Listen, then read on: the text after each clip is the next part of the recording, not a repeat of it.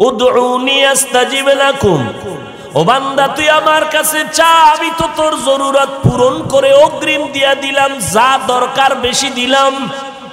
এরপরেও যদি লাগে চা অতিও গভীর হয়, রজনী যখন নীরবে প্রভুর নাম জপিও তখন, প্রভুর করুণা যদি পাইবারে চাও, গভীর রাতে উঠে প্রভুর গুণগান গাও। আল্লাহ বলেন আমি প্রতিদিন এমন একটা রাত নাই, 12 মাসের এমন কোন রাত নাই যেই রাতে বান্দার প্রয়োজন মিটাবার জন্য আমি প্রথম আসমানে আসি না। গুনাহ করিয়া ফেলেছো, আলা আমি মুস্তাগফিরিন ফাগফির আলা, গুনাহ করছো ক্ষমা চা, আমি আল্লাহ তোকে পবিত্র বানায় দিব। তোর টাকা লাগবে আমার কাছে চা, তোর হায়াত দরকার আমার কাছে বল, তোর মুসিবত আসছে আমার কাছে বল, আমি ফেরেশতা দিয়া মুসিবত থেকে হেফাজত করব। কারণ আমি আল্লাহর যত পাওয়ার আছে এই পাওয়ার আর কাউকে আমি আল্লাহ দেই নেই।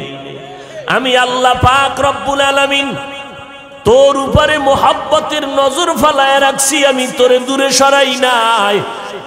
এমনকি আমি আল্লাহ তোর দিকে সব সময় কুদরতের নজর দিয়া থাকি। বান্দা তুই কখন আমারে ডাক দিবি আল্লাহ কইয়া, আমারে ডাক দেওয়ার পরে এমন একটা সময় হবে না যেই সময় যে তোর ডাক আমি শুনি না, এমন কোনো সময় হবে না। তুই যখনই ডাকবি তখনই আমি হাজির।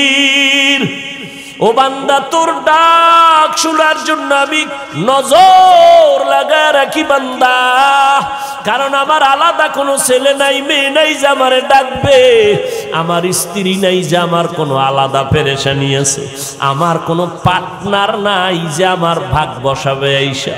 আমি আল্লাহ আসমান বানাইয়া তোর গোলামিতে লাগাই দিছি, আমার কোনো কাজ আসমান করে না। জমিনটা বানাইয়া তোর খেদমতে লাগাই দিছি, জমিন আমার কোনো কাজ করে না। সূর্যটারে বানাইয়া তোর খেদমতে লাগাই দিছি, ও সূর্য আমার আদরের বান্দার গোলামি কর, আমার বান্দার সাথে বেয়াদবি করবি না। ও নদীর মাছ, তুই যদি একটু মেজাজ গরম করো আমার দুর্বল বান্দারা তোরে ধরিয়া নিতে পারবে না। খবরদার, আমি আল্লাহ তোরে বানাইছি আমার বান্দার খেদমতের জন্য। ওরা যখন জাল ফেলবে তুই জালের মধ্যে ধরা পড়ে যা, আমার বান্দার খেদমতে বেয়াদবি যেন না হয়। ও গরু, আমার বান্দা যখন ডাকবে তুই বান্দার খেদমতে লেগে যা। আমার আল্লাহর কিছু নাই, সব আল্লাহ আমাদের জন্য দিয়ে দিলে। আল্লাহ আমাদের জন্য বাতাস দরকার ফিরিয়ে দিয়ে দিলেন, আমাদের পানির দরকার ফিরিয়ে দিয়ে দিলেন, সূর্যের আলো দিয়া ফিরি আলো দিলেন, আবার রাতের বেলা চাঁদের আলো দিয়া ফিরি সব দিয়ে দিলেন। 1 টাকাও বিল নিলেন না। ওই সূর্যের আলো যদি বন্ধ করে দেয় এই জমিনের কোনো ফসলে কালার হবে না, ফলের মধ্যে কালার হবে না। রাতের বেলা চাঁদের আলো যদি বন্ধ করে দেই, আল্লাহ কয় জীবনে কোনো ফসলের মধ্যে ফলের মধ্যে মজা আসবে না। সূর্যের আলো দিয়া তোর কালার দেই, চাঁদের আলো দিয়া আমি ফল ফসলে মজা বাড়ায় দেই। যেই চাঁদের আলোটা আমের মধ্যে বেশি লাগবে দেখবি ওই আমটা মিষ্টি বেশি। ও বান্দা, যেই আমের মধ্যে চাঁদের আলো কম লাগবে দেখবি ওই আমটা মিষ্টি কম। সূর্যের আলো যেই আমে বেশি লাগবে দেখবি ওই আমটা বেশি কালার। যেই আমে সূর্যের আলো কম ওই আমে দেখবি কালার কম। আমি আল্লাহ সব বান্দা তোরে দিয়ে দিলাম। বাতাস আমার হুকুমে চলে, তোর গোলামিতে দিয়ে দিলাম। জঙ্গলের প্রাণীগুলো তোর গোলামিতে দিয়ে দিলাম। খোলা আকাশের মধ্যে পাখি উড়ে কেউ ধরতে পারে না, আমি আল্লাহ তাও আমার বান্দার গোলামিতে পরিণত করিয়া দিলাম। ও বান্দা, তোর যা দরকার সব দিয়ে দিলাম, চাওয়ার আগে দিলাম। রাতের বেলা একটু আরামে ঘুমাবি, আমি আল্লাহ তোর মাথার নিচে বালিশ বানানোর জন্য তুলা গাছের আয়োজন করে দিলাম। ও বান্দা, আমি আল্লাহ তোর আরামের ব্যবস্থা করে দিলাম। আমি আল্লাহ পাক রব্বুল আলামিনের পর তোরে দিয়া টিয়া আমি সইরা যাই নাই, আমি তোর সামনেই আছি। তুই কোথায় যাবি এমন একটা জায়গা নাই যেখানে আমি আল্লাহ নাই। ফাআইনামা তুওয়াল্লু ফাসাম্মা ওয়াজহুল্লাহ। ও বান্দা তুই যেদিকেই তাকাবি সেদিকেই তো আমি হাজির। আমি আল্লাহ তোরে একটা সেকেন্ডের জন্য ভুলি নাই। আমি আল্লাহ তো তোর দিকে মোহাব্বতের নজর লাগায় রাখছি। আমার ছেলে নাই যে আমাকে আব্বা বলে ডাকবে, আমার মেয়ে নাই যে আমাকে আব্বা বলে ডাকবে। আমি বড় আদর করে তোদের বানাইছি। তাকাইয়া দেখছো নি কত বিশাল আসমান, জমিন থেকে 500 বছরের দূর। এক একটা আসমান 500 বছরের মতো মোটা। এইভাবে আমি আল্লাহ 7টা আসমান বানায় রাখছি। এক আসমান থেকে আর এক আসমানের মাঝখানে মহাশূন্য 500 বছরের দূর। নজর করিয়া দেখ এই আসমানগুলো কেমনে টানাইয়া রাখলাম। নিচের থেকে কোনো খুঁটিও নাই, উপর থেকে কোনো রশির টানাও নাই। এই রকম 7টা আসমান 7টা জমিন আমি বানাইতে আমার সময় লাগছে ফি সিত্তাতি আইয়াম, মাত্র 6 দিন। আর তোর মতো বান্দাটারে আমি আল্লাহ নাপাক পানির থেকে বানাইছি। তোর তো কোনো অস্তিত্বই ছিল না। তুই আজকে বাহাদুর বাহাদুর বাপ দেখাইয়া আমি আল্লাহর সাথে চালাকি শুরু করেছ। আমি আল্লাহর আমার খোদাইত্ব তুই মানতে চাও না, আমার বাউন্ডারিতে তুই চলতে চাও না। এখন তুই আমি আল্লাহর দেওয়া সব নেয়ামত পাওয়ার পর এখন নিজের ভিতরে একটু বাহাদুরি ভাব বান্দা তোর অন্তরে আসছে। অথচ তোর কোনো অস্তিত্ব ছিল না। আমি তোরে অস্তিত্ব দিলাম এক ফোঁটা নাপাক পানির দ্বারা। হাল আতা আলাল ইনসানি হিনুম মিনাদ দাহরি লাম ইয়াকুন শাইআম মাযকুরা। ইন্না খালাকনাল ইনসানা মিন নুতফাতিন আমশাজিন নাবতালি ফাজআলনাহু সামিআম বাসীরা। আমি আল্লাহ নাপাক পানির থেকে তোর অস্তিত্ব দিলাম রে গোলাম। তোর মতো একটু বাচ্চা 1-1.5 কেজি ওজনের বেশি হবে না। আমি আল্লাহ এত বিশাল 7টা আসমান 7টা জমিন 7টা মহাশূন্য বানাইছি 6 দিনে। আর তোর মতো বান্দা 1.5 কেজি ওজনের বান্দাটারে আমি ওই নাপাক পানি তোর মায়ের গর্ভে রাখাইয়া ফেরেশতারে বললাম 40 দিন পর্যন্ত শোধন কর। 40 দিন করে শোধন করিয়া এই নাপাক পানিটারে রক্ত, এর পরে গোশত, এর পরে হাড্ডি, এর পরে আবার গোশত। ওয়ালাকাদ খালাকনাল ইনসানা মিন সুলালাতিন মিন তিন। وَلَقَدْ خَلَقْنَا الْإِنسَانَ مِنْ سُلَالَةٍ مِنْ طِينٍ فَجَعَلْنَاهُ نُطْفَةً فِي قَرَارٍ مَكِينٍ ثُمَّ خَلَقْنَا النُّطْفَةَ عَلَقَةً فَخَلَقْنَا الْعَلَقَةَ مُضْغَةً فخلقنا المضغة عظاما فكسونا العظام لحما ثم أنشأناه خلقا آخر فتبارك الله أحسن الخالقين।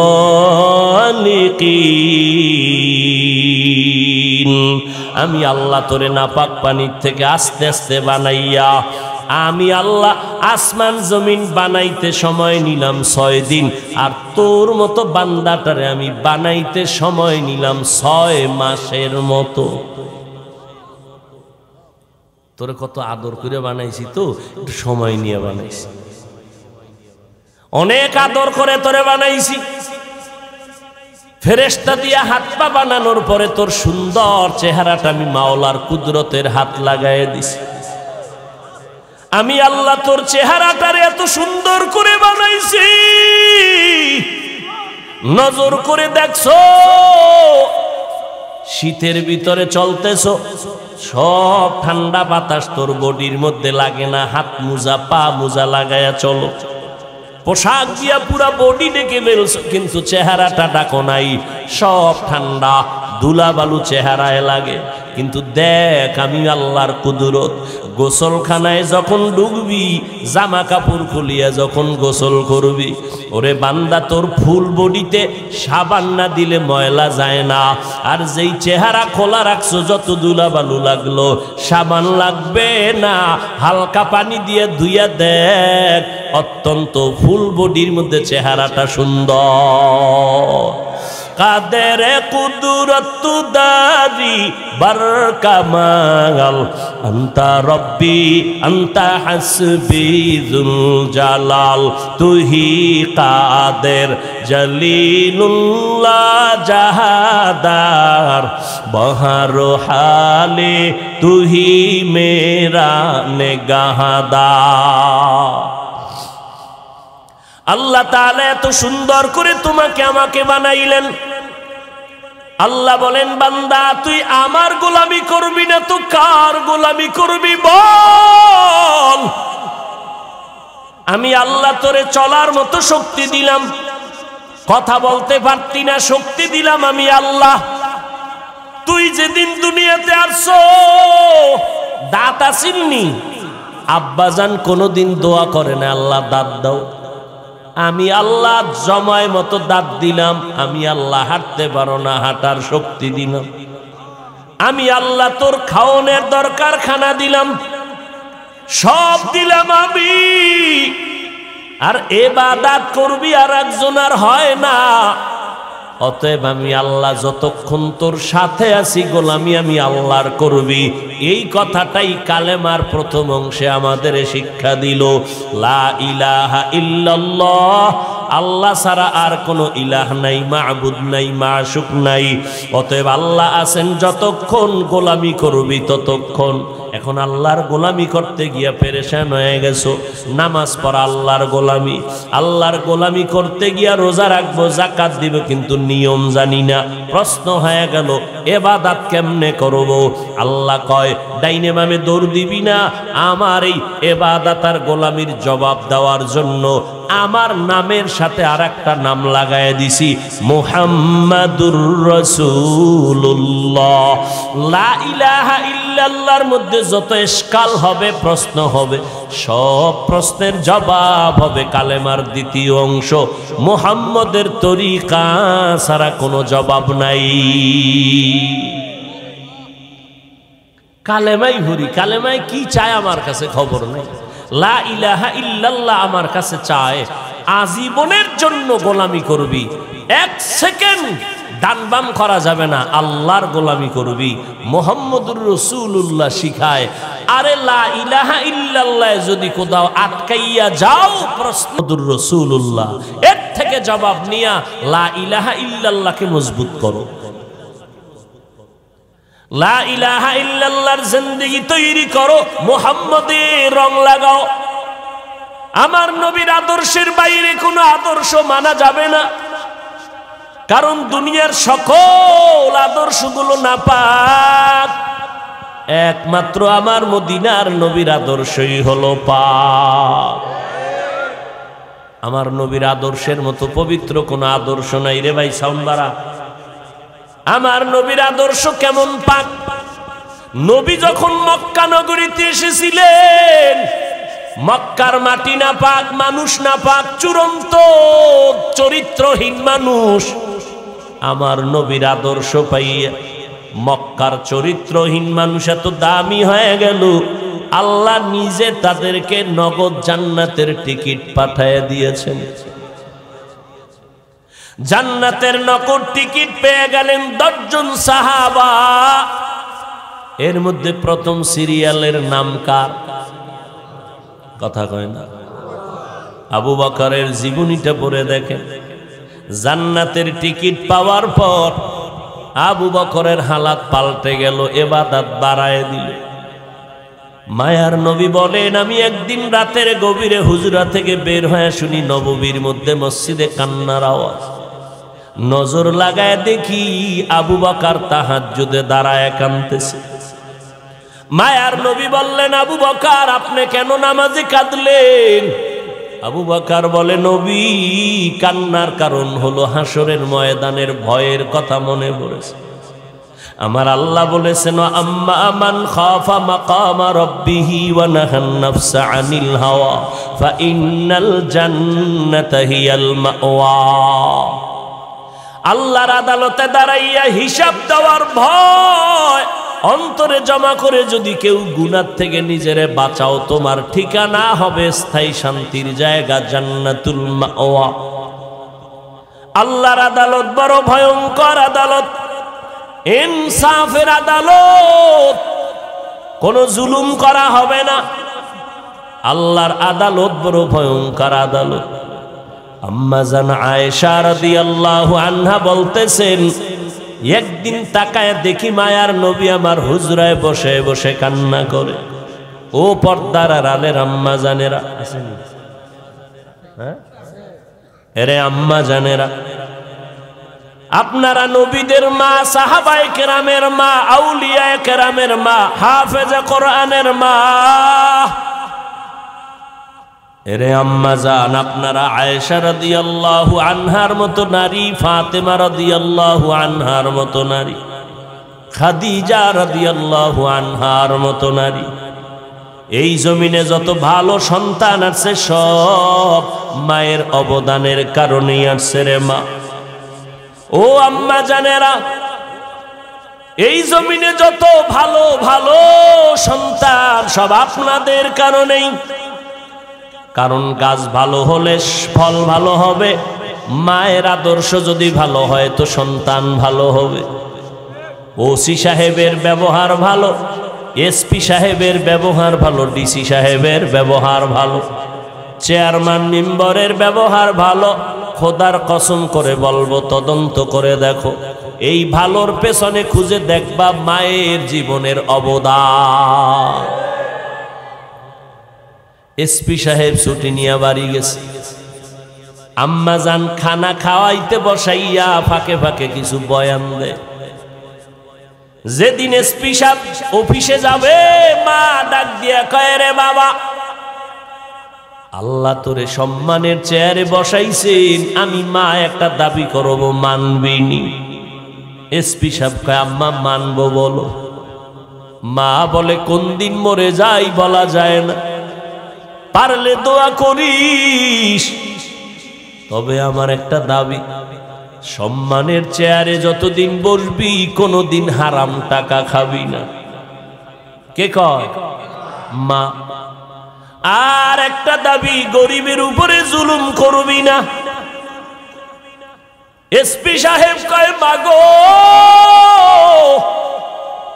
আমার রক্ত দিয়া হলেও তোমার এই দাবি আমি পূরণ করব।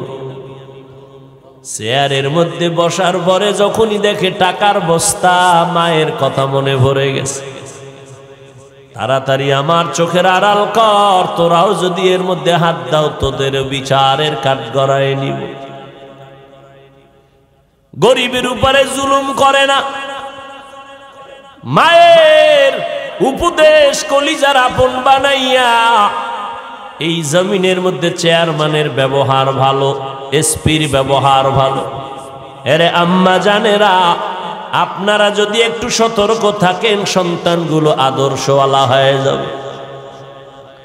আপনার সন্তানকে ডাক্তার বানাবেন, আমি কলিজা ভরে দোয়া করি, আলহামদুলিল্লাহ। ইঞ্জিনিয়ার বানাবেন, প্রফেসর বানাবেন, কোনো বাধা নাই। কিন্তু অনুরোধ করে গেলাম, বেয়াদব যেন না হয়। আপনার সন্তানের আচরণে যেন আলেম ওলামারা কষ্ট না পায়।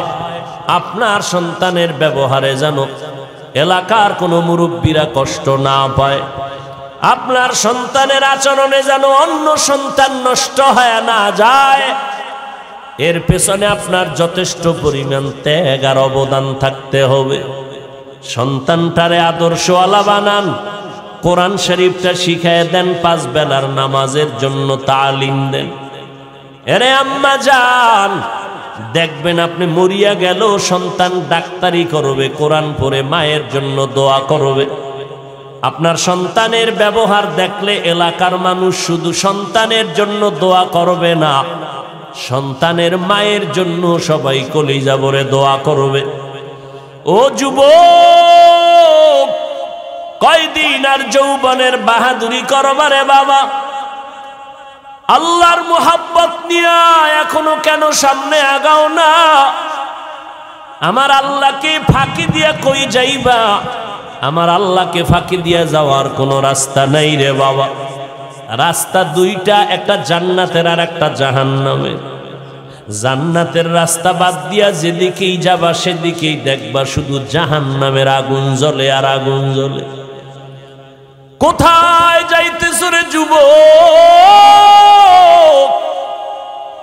জাহান্নামের একটা সেকেন্ডের আযাব আর গরম সহ্য করতে পারবি নি রে বল? সূর্যের গরম সহ্য করা যায় না। দুনিয়াতে যত আগুনের গরমের থেকে 69 গুণ গরম হবে জাহান্নামের আগুনের গরম। ও নবীর উম্মতের দল, আম্মা জান আয়েশা রাদিয়াল্লাহু আনহা বলেন, নবী কাঁদতেছেন। আমি জিজ্ঞাসা করলাম, নবী হুজরায় বসে কেন কাঁদেন? আমি আয়েশা কোনো বেয়াদবি করেছি? নবী বলেন, আয়েশা কেন বেয়াদবি করবেন? আম্মা জান আয়েশা বলে, নবী আমার বয়স তো অনেক কম, 6 বছর বয়সে আপনার সাথে আমার বিয়ার বন্ধন হলো। আমি আয়েশার 9 বছর বয়সে আপনার ঘরে আসছি। ও পর্দার আড়ালের আম্মা জানেরা, আম্মা জান আয়েশা রাদিয়াল্লাহু আনহা 6 বছর বয়সে নবীর সাথে বিবাহের বন্ধন হলো। 9 বছর যখন বয়স তখন আম্মা জান নবীর ঘরের মধ্যে আসলেন। আম্মা জানের বয়স যখন 18 হয়ে গেল, আমার নবী দুনিয়ার থেকে বিদায় নিয়ে চলে গেলেন। এবার হিসাবটা বুঝলে বলেন, আমার আম্মা জান নবীর ঘর করলেন কত বছর? খুশ নাই, হুশ নাই, কয় বছর? 6 বছর বয়সে নবীর সাথে বিবাহ, 9 বছর বয়সে নবীর ঘরে গেলেন, 18 বছর বয়সে নবী দুনিয়ার থেকে চলে গেলেন। নবীর ঘর করলেন মাত্র 9 বছর। 18 বছরের একজন নারী, আমার দেশে তো অনেক 18 বছরের বোনের বিয়েই হয় না, অথচ আম্মা জানের 18 বছর বয়স। নবী চলে গেলেন, নবীর সোহবত পাইলেন মাত্র 9 বছর। ওই 9 বছরে আম্মা জান আয়েশা কি বরকত পাইছেন জানেননি? আম্মা জান শুকর আদায় করে বলে, আল্লাহর শুকর, মদিনার নবীর 9 বছর ঘর করে আল্লাহ তাআলা আমার এমন বরকত দান করেছেন। আমি 18 বছরের নারী 9 বছর নবীর ঘরে থাকিয়া 2000 উপরে হাদিস আমি মুখস্থ করে হাফেজা হয়ে গেলাম। কয় হাজার? এরে আম্মা জান, আপনি কয় পারা কোরআনের হাফেজা হয়ে গেলেন? কয়টা হাদিস পারলেন? লাগবে না আপনার হাদিস মুখস্থ করা।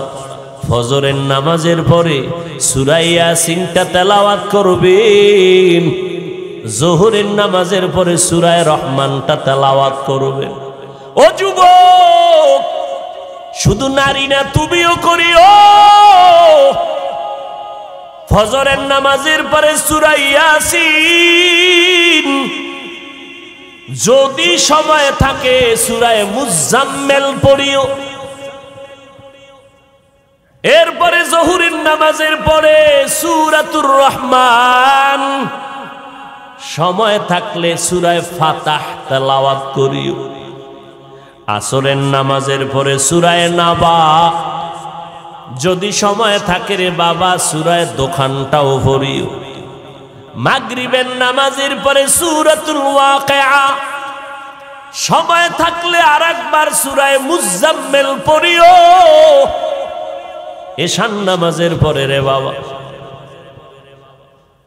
সূরা মুলুক তেলাওয়াত করো। পারলে সূরা ইয়াসিনটা রাতের বেলা আরেকবার পড়ি। দিনের বেলা সূরা ইয়াসিন পড়লে ফলাফল একরকম, রাতের বেলা সূরা ইয়াসিন পড়লে ফলাফল ভিন্ন রকম। দিনের বেলা সূরা মুজাম্মিল পড়ার ফলাফল আলাদা, রাতের বেলা সূরা মুজাম্মিল পড়ার ফলাফল আলাদা। আমল করবা না, বলো মাওলার দরবারে কি নিয়ে দাঁড়াবা? আলেম আলেম ভাব, কিসের ভাব দেখাইতেছ রে ভাই? সাহাবায়ে কেরামদের থেকে বড় ইলমওয়ালা তো কেউ হতে পারবে না, সাহাবায়ে কেরামদের মতো বড় আমলওয়ালা কেউ হতে পারবে না, সাহাবায়ে কেরামদের মতো তাকওয়াওয়ালা কেউ হতে পারবে না। এত ইলম, এত আমল, এত তাকওয়ার পরেও তারা ইবাদতে কমতি করেন নাই। আবু বকর নামাজে দাঁড়াইয়া কাঁদতেছেন। ও আবু বকর, জান্নাতের টিকিট দিছেন, আবার কেন কান্না করেন? আবু বকর বলে, নবী, যে আল্লাহ দয়া করে টিকিট দিয়েছেন, ওই আল্লাহ যদি টিকিট ক্যান্সেল করে দেয় আমি জাহান্নামে যেতে হবে। কারণ আপনি বয়ান করে বলেছেন কিয়ামতের ভয়ঙ্কর হালাত এত কঠিন, নারী আর পুরুষ সবাই হাসরের মাঠে উঠবে উলঙ্গ, কেউ কারো দিকে তাকানোর সময় পাবে না, সূর্যের গরম, অপরদিকে জাহান্নামের আওয়াজ, আমার আল্লাহ তাআলার রাগান্বিত আওয়াজ। নবী বলেন এমন কঠিন হবে। আম্মা জান আয়েশা বলে, নবী কাঁদেন কেন? বলে হাসরের ময়দানের ভয়। যেই নবীর কোনো গুনাহ নাই সেই নবী কান্না করে, এর নাম ঈমান। আল্লাহ কয় জান্নাত পাবে 4 গুণওয়ালা। 1 নাম্বার গুণের নাম ঈমান, দ্বিতীয় গুণের নাম নেক আমল। কই 2টা গুণ অর্জন করলেই জান্নাত পাওয়া যাবে না। ওই হাজী সাহেব, পীর সাহেবের মুরিদেরা, তাবলীগওয়ালারা, ঈমানও আছে আমলও আছে, জান্নাত কিন্তু এখনো ওকে হয় নাই। আরো 2 দায়িত্ব আছে, যেই 2 দায়িত্ব বান্দার হক। অন্যকে ঈমান আমলের দাওয়াত দেওয়া লাগবে, শুধু দাওয়াত দিলে হবে না, যারা ঈমান আমলের বিরোধিতা করে তাদের বাধা দেওয়া লাগবে। ওয়াল আসরে সূরাটা পড়ে দেখো, বাহাদুরি করো পাগড়ির, কোন বাহাদুরিতে কাজ হবে না রে বাবা। কত পাগড়িওয়ালা, কত বুজুর্গ অন্যকে দাওয়াত না দেওয়ার কারণে জাহান্নামে যাবে। এখন অন্যকে দাওয়াত দিবেন, অন্য বলতে কে? বলে অন্য বলতে প্রথম সিরিয়ালে হলো আপনার আহাল সন্তান স্ত্রী, এরপরে যদি সময় থাকে প্রতিবেশী, এরপরে যদি সময় থাকে আপনার উম্মত। নিজের চিন্তা নাই, মাইয়া ফলার চিন্তা নাই, উম্মত লয়ে মরে, আর একজনের মাইয়া ফলা লয়ে মরে। অমুকের ছেলে নামাজ পড়ে না, নিজের দাড়ি নেই, টুপি নেই, খবর নাই, ইমাম সাহেবের ফাগরি নিয়ে মরে। ইয়া আইয়ুহাল্লাযীনা আমানু কু আনফুসাকুম ওয়া আহলিকুম নারা ওয়াকুদুহান নাস ওয়াল হিজারাহ আলাইহা মালাইকাতুন গিলাযুন শিদাদুন লা ইয়াসুনাল্লাহা মা আমারাহুম ওয়া ইয়াফআলুনা মা ইউমারুন। নিজে বাঁচো জাহান্নাম থেকে, পরিবার সন্তান আহাল বাঁচাও। অন্যরে দাওয়াত দাও, আহাল সন্তানের দাওয়াত দাও। কখন? কয় 7 বছর যখন হবে সন্তানের বয়স, নামাজের মুসাল্লায় দাঁড় করায় দাও। এই আব্বা জানের, আম্মা জানের, সন্তানের যখন 7 বছর হবে নামাজের মুসাল্লায় দাঁড় করাও। 10 বছর যখন হবে একটু শাসন করা লাগলেও নামাজে দাঁড় করাও। ছোট থেকে যদি কন্ট্রোল করতে না পারো, বড় হলে আর কন্ট্রোলে নিতে পারবা না। কিয়ামতের দিন এই সন্তান মা বাবার বিরুদ্ধে আল্লাহর আদালতে অভিযোগ দায়ের করবে। এই যুবক, নামাজ পড়ছো নি পড়ি নাই, রোজা রাখছো রাখি নাই, হালাল খাইছো খাই নাই, কেন? এবার মামলা দায়ের করতেছে সন্তান। রব্বানা ইন্না আতা'না সাদাতানা ওয়া কুবারানা ফাআদাল্লুনাস সাবিলা। ও আল্লাহ, আমি বেনামাজি হই নাই, আমার আব্বা আম্মা আমারে টাটকা বেনামাজি বানাইছে। আমার আব্বা সকালে দোকানে গেছে, 8টার সময় আম্মারে টেলিফোন করছে, এই ছেলেটারে উঠাইয়া নাস্তা খাওয়াইছো। কিন্তু একটা দিনও আমার আব্বা জান বলে নাই সন্তানটারে ফজরের নামাজ পড়াইছো। রমাজানে সেহারি খাইতো আমার বাবায় মায়, আমার আম্মা জানের দিলটা নরম। মাঝে মাঝে আমারে ধাক্কায় বলতো, বাবা উঠ, রমাজান যাইতেছে, 2-1টা রোজা রাখ, সাহারি খা। সাথে সাথে আব্বাজান ধমক দিয়া বলতো, খবরদার, চেহারাটা নষ্ট করবা না, রোজা রাখার দরকার নেই।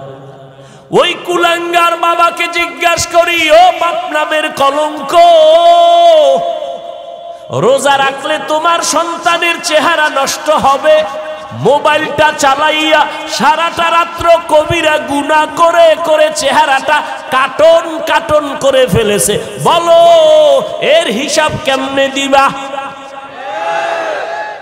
রোজা রাখলে চেহারা নষ্ট হবে, তোমার ছেলে মোবাইলের কবিরা গুনার প্র্যাকটিস করে করে চেহারাটা কাটন করে ফেলেছে, বলো বাবা হইয়া কি জবাব দিবে? আল্লাহর কাছে বলে ফেলবে। সূরা আহজাব 67 নম্বর আয়াত, আব্বা আম্মা আমারে সুদখোর বানাইছে, ঘুষখোর বানাইছে। দলিলও আছে হাদিস।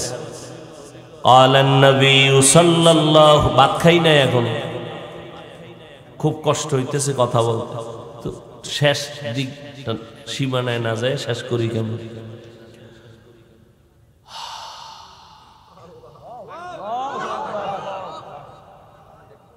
এবার ও দলিল কি? ক্বালান নবী সাল্লাল্লাহু আলাইহি ওয়া আলিহি ওয়াসাল্লাম, মা মিন মাউলুদিন ইল্লা ইউলাদু আলাল ফিতরাহ ফাআবাওয়াহু হাউবিদানিহি আও ইউনাসসিরানিহি আও ইউমাজ্জিসানি ইলা আখিরিল হাদিস। ভাইরা আমার, পাগলের মতো দৌড়াইতেছি, একটা বিশাল বড় রাজনীতির দল করুন, কয়েক বছরের মধ্যে আমি দেশ চালানের সরকার হব, তাই না? আমি সরকার হব, এই জন্য চিল্লাইতেছি না, আন্দাজে ঠিক। পায়ে ধরে ধরে ধরে ধরে সারা দেশের মানুষকে বুঝাই, ও যুবক, কেন এত বৈপরীত্য ভাব, কেন এত দূরত্ব রে বাবা? তোমার আমার কালেমা এক, কোরআন এক, আল্লাহ এক, নবী এক, কাবা এক, ধর্ম এক। পাঁচকল্লি টুপি মাথায় দিয়ে তো কোনোদিন বললাম না পাঁচকল্লি যারা মাথায় দিবে না তোমাদের গুনাহ হবে। কওমি মাদ্রাসায় লেখাপড়া করেছি, কোনোদিন তো আলিয়ার বিরুদ্ধে বললাম না, স্কুল কলেজের বিরুদ্ধে বলি নাই, এমন কি বলি নাই কওমিতে না পড়লে গুনাহ হবে। আল্লাহওয়ালার কাছে যাই, পীরের কাছে যাই, তাবলিগে যাই, কোনোদিন তো বলি নাই আল্লাহওয়ালার কাছে না গেলে গুনাহ হবে, তাবলিগ না করলে গুনাহ হবে। এই এত কষ্ট করি, খানা নাই, ঘুম নাই, দিন নাই, রাত নাই, এত কষ্ট করি বাবা, একমাত্র 2টা স্লোগান সবার কলিজার মধ্যে ঢুকাইতে চাই, 2টা স্লোগান। ও জাতি, জমিনে যতদিন বেঁচে থাকবা গোলামি করবা আমার আল্লাহর, দুনিয়াতে যতদিন বেঁচে থাকবা আদর্শ মানবা মদিনাওয়ালা নবী।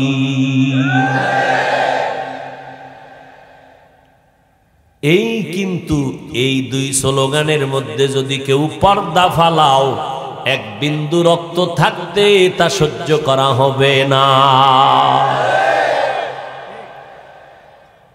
এক বিন্দু সহ্য করা হবে না রে ভাই। আল্লাহ নিয়ে, কালেমা নিয়ে, ইসলাম নিয়ে, কোরআন নিয়ে, হাদিস নিয়ে, মদিনা নিয়ে কথা বলবা, বিন্দু ছাড় দেওয়া হবে না। এই জমিনে আমরা আহলে হক বেঁচে আছি, বাতিলের কোনো দিনেই ময়দানে নামতে দেয়া হবে না।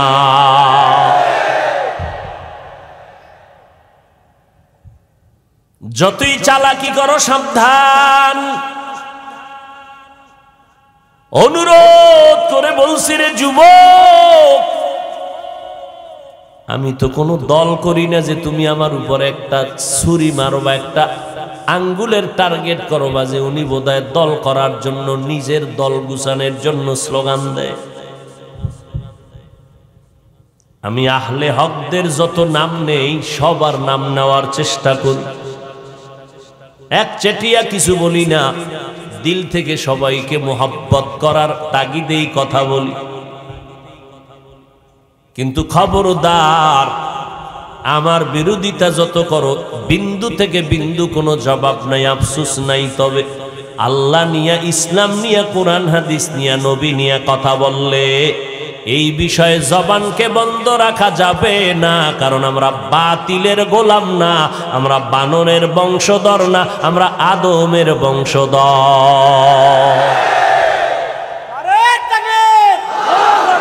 ভাইরা আমার, ঈমান আর আমল থাকলেই জান্নাতের দরজা খোলা হবে না। আরো দুইটা দায়িত্ব, ঈমান আমলের দাওয়াত অন্যকে দাও, যারা মানবে না তাদের বাধা দাও। কেমনে দাওয়াত দিবেন, বাধা কেমনে দিবেন, তারও নিয়ম পদ্ধতি নবী শিখাইয়া দিছেন। একজনে নামাজ পড়ে না, যায় থাপ্পড় মারবেন, ঘৃণা করবেন? নবী শিখাইয়া দিছেন। ঘৃণা করার সবকটা পাইলেন, বুকে লাগানোর সবক পাইলেন। এই আমাদের বিরুদ্ধে ইচ্ছা রকম বলতেছেন, লেখতেছেন, গালি দিচ্ছেন। আচ্ছা, আপনি নবীর উম্মত হইয়া আল্লাহর কাছে তাহাজ্জুদ পড়ে হেদায়েতের দোয়া করছেন কয়বার? এই নিয়ে আপনি মুসলমান, এই মুসলমানিত্ব শিখলেন। সালাম না দেওয়াটাকে নিজের বরাত্ব বানায় দিলেন। অথচ আবু বকর আর ওমর দুইজনের ভেতরে প্রতিযোগিতা, কে কার আগে সালাম দিবে। ওমর কয় আজকে আমি আগে সালাম দিব, কিন্তু ইন্তেকাল হওয়া পর্যন্ত আবু বকরের আগে ওমর সালাম দিতে পারে নাই। একদিন আম্মা জান আয়েশা নবীরে জিগায়, নবী আপনার মহব্বতের সাহাবায়ে কেরামদের মধ্যে আমলের লাইনে কে কি পরিমাণ আগায় গেছে? আম্মা জান আয়েশা ভাবলেন মোদায় আব্বা জানের নাম কইব। নবী কয় ওমর। বলে কেমন? আকাশে যেই পরিমাণ তারকা দেখো, এর থেকেও ওমরের আমল অনেক বেশি। আহা, আব্বা জানের নামটা কইল না। মহিলা মানুষ, মনটা ছোট হয়ে গেল। না, জিগেই দেখি আমরা আব্বার খবর কি। ও নবী, আমার আব্বা জান আবু বকরের খবর কি? বুঝি না, জিগেইলে কইতেন না। নবী বলেন, ও আয়েশা, আবু বকরের কি কথা বলবো? আবু বকরের 2 দিনের কোরবানির এত দাম, 2 দিনের 2টা কোরবানির আমলের এত দাম। ওমর না, ওসমান না, আলী না, সব উম্মতের নেক যদি এক পাল্লায় দাও, আমার আবু বকরের 2 দিনের কোরবানির নেকের পাল্লা ভারী হয়ে যাবে। মাত্র 2 দিনের নেক আমল, জান্নাতি সাহাবী। আর আপনারা একটু টিকিট পাইছেন নি ঘুমের ভিতরে জান্নাতে? এত ভাব, সালাম দেয়ও না, দিলেও নেই। আহা, লাথি মারার গুণটা অর্জন করতে পেরেছো তুমি, এই নাকি মুসলমান? আর এক মুসলমানের কল্যাণ মেনে নিতে পারো না। তোমার এক মুসলমান ভাই ব্যবসায় লাভবান হবে, সইতে পারো না। তুমি কেমন মুসলমান? তোমার এক মুসলমান ভাই সম্মানের চেয়ার বসবে, তুমি মেনে নিতে পারো না। তুমি কেমন মুসলমান? নাস্তিকেরা মাথা গরম করে, হুজুরেরা কেন হেলিকপ্টারে দৌড়ায়? নাস্তিকদের মুখে জুতা লাগাইয়া বলবি, রে নাস্তিক, জুতা লাগাই মুখে। ও নাস্তিকের আগেই মুসলমানের শান্তি গরম হয়ে যাচ্ছে। তুমি মুসলমান হইয়া তুমি পাগলের মতো করতেছ, সইতে পারো না। অথচ তুমি মুসলমান হইয়া বলা দরকার ছিল, এই নাস্তিকেরা, আমরা মুসলমান জাতি, ওরে কোরআন পড়লে, হাদিস পড়লে, মদিনার আদর্শ মানলে, মাদ্রাসায় পড়লে আমার আল্লাহ কুদরতের দ্বারা এমনি ভাবে সম্মান দান করেন। হুজুরে বাবার টাকা দিয়া কপ্টারে দৌড়ায় না, আমার মাওলা মাদ্রাসায় পড়ার কারণে, কোরআন পড়ার কারণে, সুন্নত মানার কারণে আমার আল্লাহ এইভাবেই ওলামাদেরকে সম্মান দান করে। তুমি নাস্তিকেরে থামাবা না আমি তোমারে থামাবো?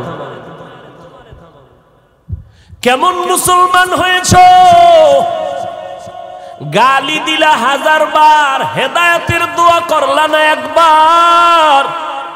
কই মদিনার আদর্শ? আসলে আমগো বুঝতে বাকি নেই, তোমরা মদিনার আদর্শ চাও না, তোমরা কাদিয়ানীদের মতো মওদুদিবাদ কায়েম করতে চাও। ইনশাআল্লাহ যতদিন বেঁচে থাকবো এই সোনার বাংলার জমিনে আহলে হকরা যতদিন আছেন, ইনশাআল্লাহ আমাদের সন্তানেরা থাকবে।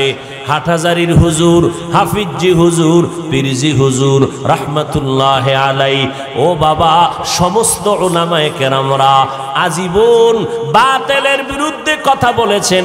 আমরা তাদের সন্তান, আমরাও বলছি, আমাদের সন্তানেরাও বলবে, জীবন যাবে বাতিলের সামনে কোনো আপোষ করা হবে না।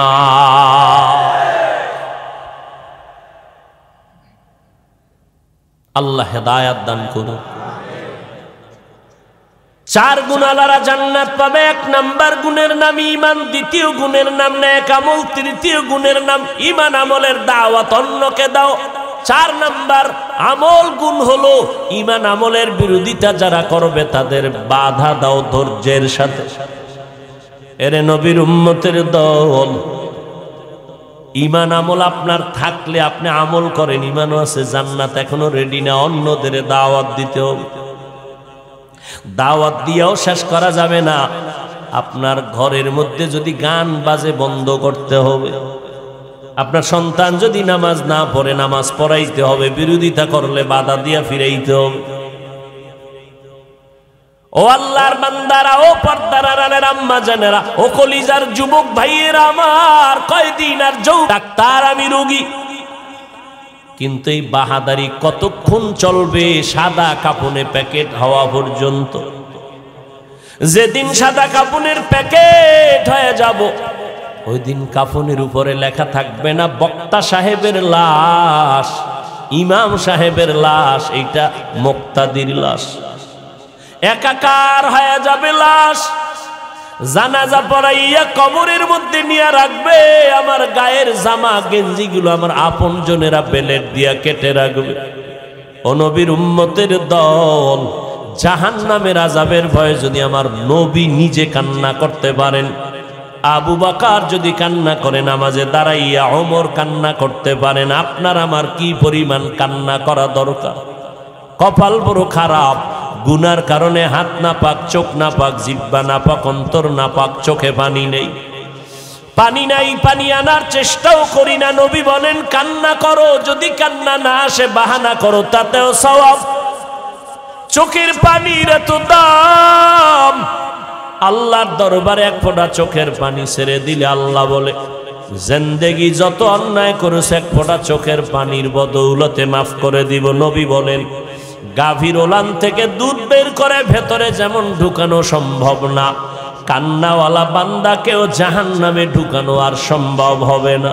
ও আল্লাহর বান্দারা, পিছনে যত অপরাধ করেছি, মানুষ আমাকে বড় বক্তা বলে চেয়ার দেয়, আল্লাহ জানে আমি কত বড় অপরাধী গুনাহগার। একটু যদি চোখ দুইটা বন্ধ করে চিন্তা করে সবাই, সাহাবায়ে কেরামদের এত সুন্দর আমল, এরপরেও যদি জীবনভর কান্না করতে পারেন, আমাদের উপায় কি হবে? আমি তো কোনো মানুষের কাতারে নাই। যদি এই অবস্থায় তওবা না করে কবরে যাই, ওই কবর আপনার আমার জন্য জাহান্নামের গর্ত হয়ে যাবে।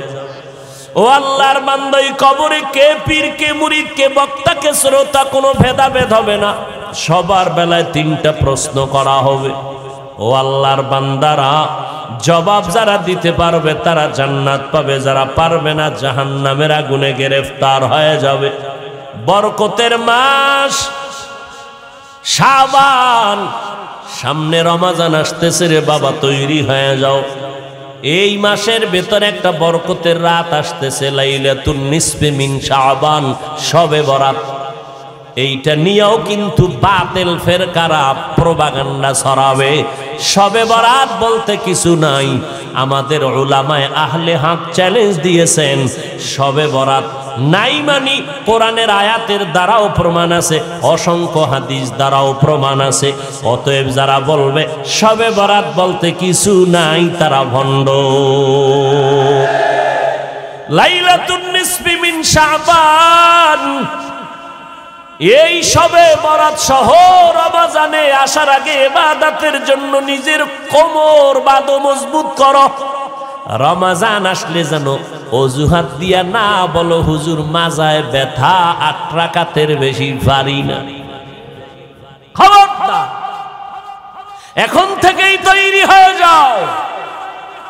কত কষ্ট করেছিলেন ইয়াতীম নবী এ রমজানে, ইবাদতে রাত কাটিয়ে দিতেন, কি হবে উম্মত বিনে। কত কষ্ট করেছিলেন ইয়াতীম নবী এ রমজানে, ইবাদতে রাত কাটিয়ে দিতেন, কি হবে উম্মত বিনে। আমরা তো সেই নবীর উম্মত, কেমনে দাও তার সিনাতে আঘাত।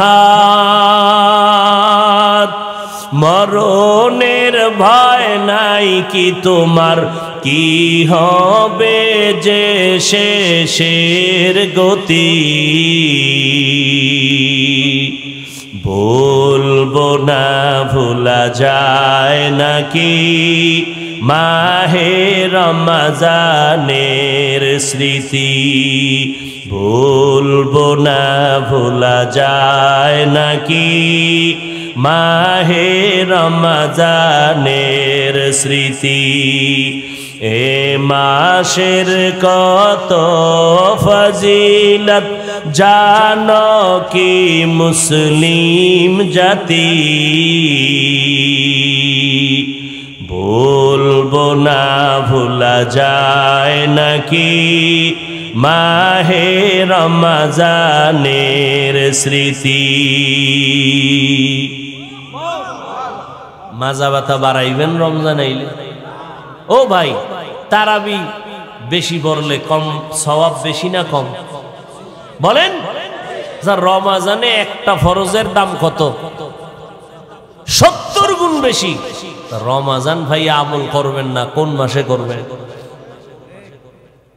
যদি কেউ বলে আমি 8 রাকাত তারাবি পড়ব, এর বেশি না, তার সাথেও কোনো তর্ক নাই। তার যুক্তির সামনে আমি একটু যুক্তি পেশ করব। ভাইজান, রমজান এমন বরকতের মাস, আপনি যদি 8 রাকাতই তারাবি পড়েন কিন্তু বাকি 12 রাকাত নফলের নিয়তে পড়ে ফেলেন, কি 8 রাকাত পড়ে একটা তুফান শুরু হয় মসজিদের ভিতরে।